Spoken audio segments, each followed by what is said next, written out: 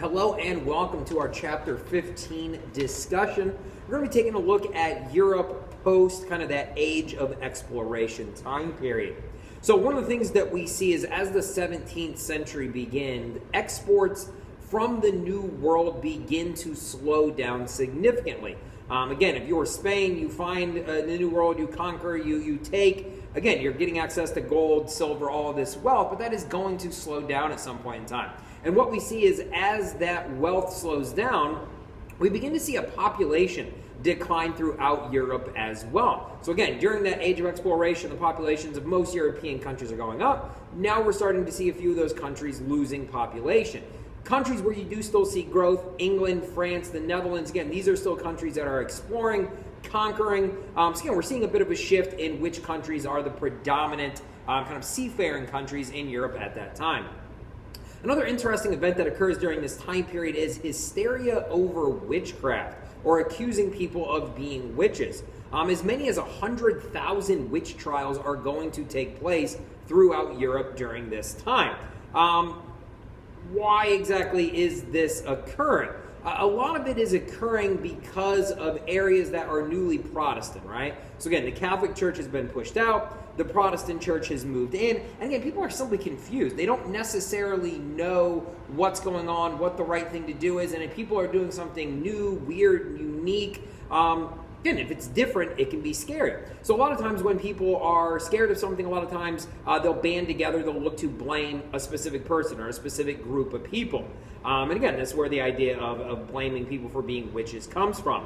One thing to keep in mind is the majority of these witch trials do end in confession, but keep in mind that these confessions come after extremely long torture sessions, right? So yes, you're getting a confession, but again, you should take that with a grain of salt. It's probably not an accurate confession in that way, shape, or form. We do start to see a slowdown on these witch trials for a couple reasons. One, the governments of Europe become powerful enough to basically make them knock that off, right? Again, this is a very local thing, a very local fear. As governments become a little bit stronger, they kind of have nationwide rules. We don't see it nearly as much. The other major reason is people start to move away from traditional religious practices. Again, if this witch is someone who's doing something different, unique, not following the teachings of the church, if everyone in the community is doing those things, it's not unique anymore, right? It's kind of the norm. So again, we see this shift and we see this beginning to go away. The other major event we see in Europe during this time is the 30 Years' War, because it literally lasted 30 years, 1616 to 1648. It starts out as a conflict between the most extreme versions of the Catholic Church and the Calvinists. Again, they are essentially fighting over who should control certain aspects, who can enforce their religion upon people of Central Europe.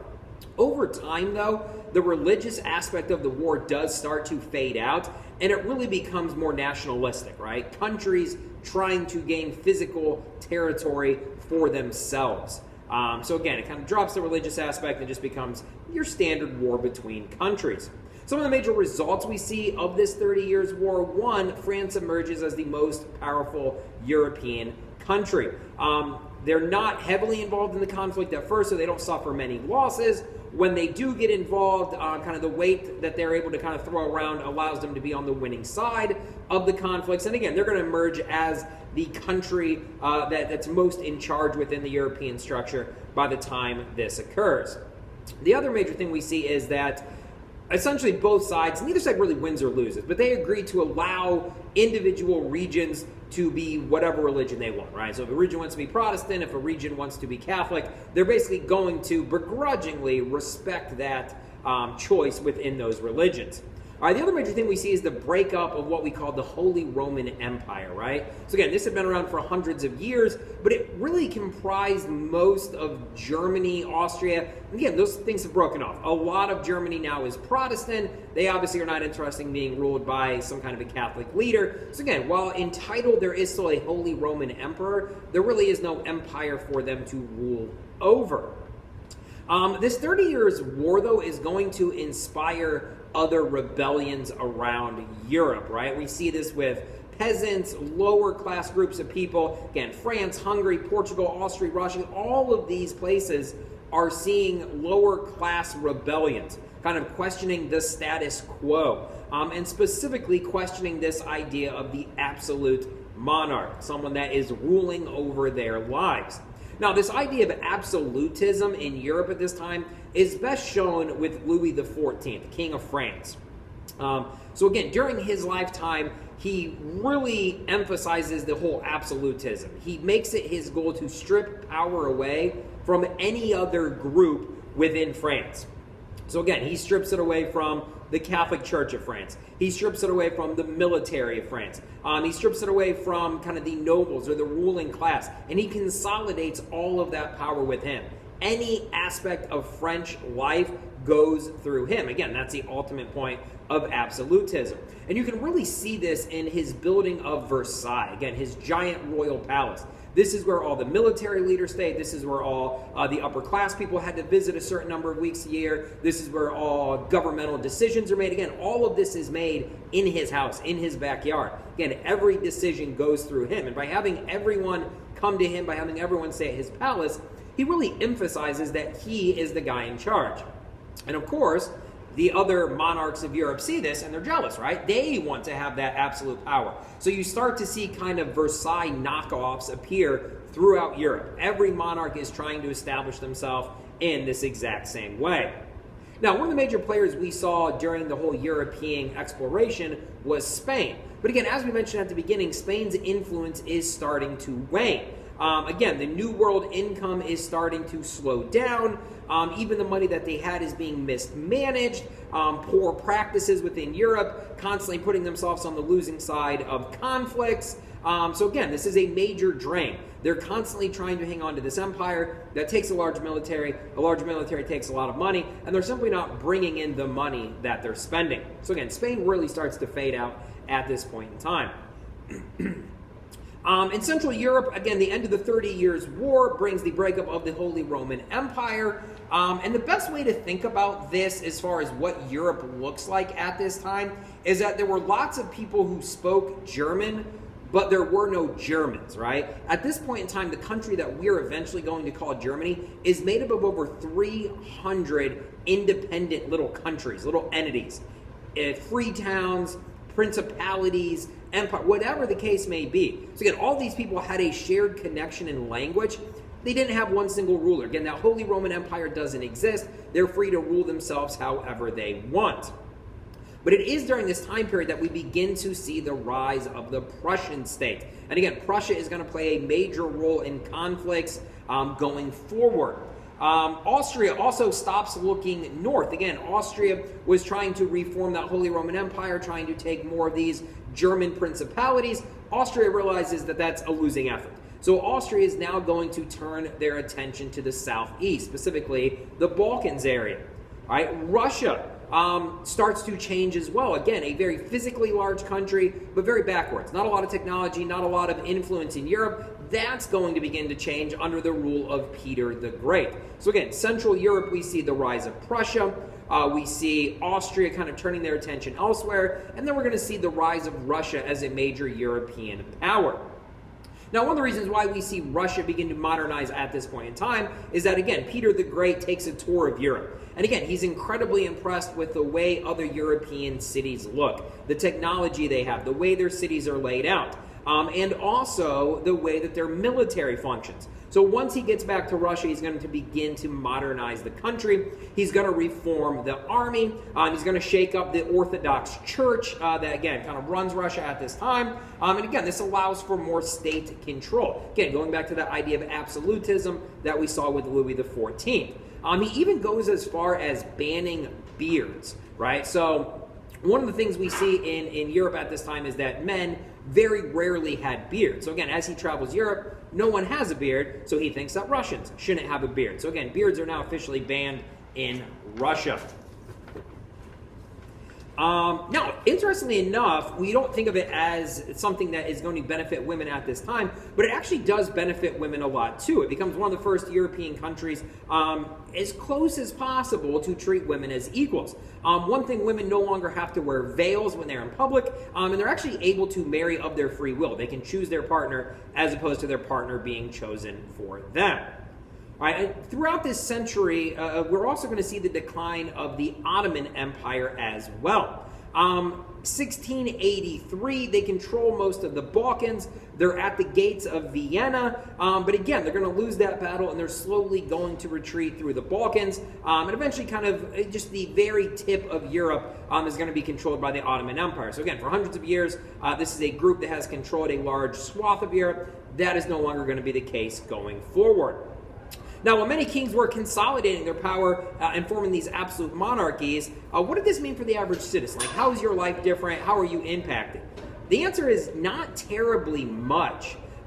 Again, while these kings have absolute power, these kings are doing lots of things, you're never really interacting with that king. You're never interacting with the government in a large scale. You're interacting with your local government. And those local governments may or may not really be implementing the king's programs or policies. Again, some are, some aren't. So again, as far as the whims of the king, what they want to see happen, maybe it affects you, maybe it doesn't. But again, for the most part, it's really more of a local issue than it is a king issue. Now, the outliers we see during this time period with this whole absolutism are going to be the English and the Dutch. Again, you're seeing other countries consolidating power, forming this absolutism. They're actually sharing the power with the masses. So when looking at the Dutch, this area referring to as the United Provinces, they're the first European country to be considered a republic. Now, they do still have a ruling family. There is still people in charge. But again, individual citizens are having more of a say in what is going on within their country. Right? England, at this point in time, is being ruled jointly by a royal family and a parliament. All right, so again, there is that division of power. There is kind of a check on that monarchy power. What we see is James I takes the throne. He's going to try to implement that absolutism, right? He sees other European countries doing it. He thinks that's the way to go. And there's obviously going to be pushback. Now, throughout his life, there's a bit of pushback. When his son Charles takes office, or takes over as the king, you're going to see lots of pushback. And Parliament is going to pass a law called the Right of Petition, which basically says that the king cannot implement a tax or any other law without Parliament's permission.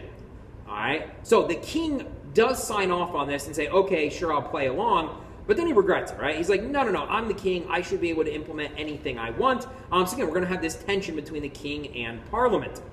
Basically, what happens with this situation is both sides form their own military, right? You have a separatist army ran by Parliament, led by Oliver Cromwell, and then you have the king's forces. And again, essentially it turns into a civil war throughout England.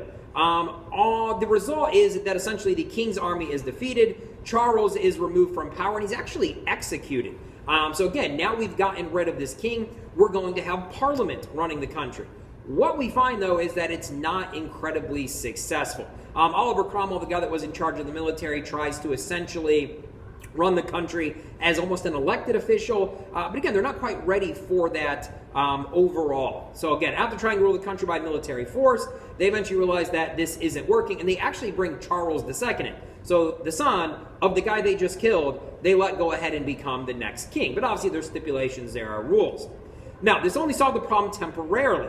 All right, when Charles II dies, his brother James takes over as well. Now, the issue here is that James is a Catholic.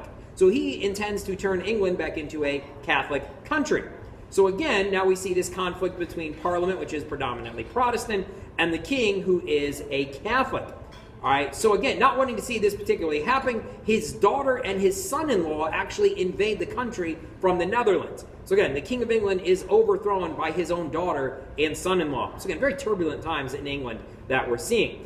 James, his son, his wife flee England. They go to France. And again, England reaffirms itself as a Protestant country. And there's never going to be a question about that going forward from here on out.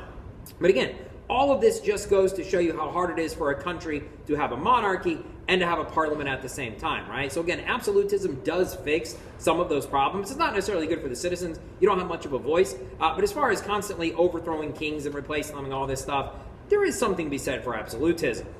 Now, even with all of this going on in Europe, kind of the 30 Years' War, the absolutism, there are lots of beautiful things happening. And we see two art movements emerge at this time. One is called Mannerism and one is called Baroque. All right, so the first looked to shape the Renaissance by creating artwork that was out of proportion, right? So again, the previous art movement that we looked at was the Renaissance movement. Everything looked exactly how it looked, right? It was essentially a picture of whatever it is they were trying to capture. This mannerism isn't going to do that, right? They're going to emphasize different aspects of the landscape. They're going to emphasize different aspects of the human body to, again, kind of draw attention to those things. All right, the Baroque movement looked to bring the ideas of the Renaissance, but combine them with more of a religious movement. So again, if you're looking at Baroque art, it's kind of the beauty of that Renaissance painting, but again, very religious in nature. All right, theater is another area where we see a growth in arts at this time, and this is specifically the time of William Shakespeare. Now we're first going to see Shakespeare in 1592. And again, he is going to completely reshape what theater in the world looks like. He's going to reshape the English language as far as how people talk. And again, it really unifies the language, right? What does it mean to speak English? That would be William Shakespeare, right? That's what people read. That's how people spoke. During this time, Spain also saw a flourishing of the theater arts. France is where you see lots of dramas being created. So again, throughout Europe, you're seeing this rise of the arts to go along with some of the political changes that are going on.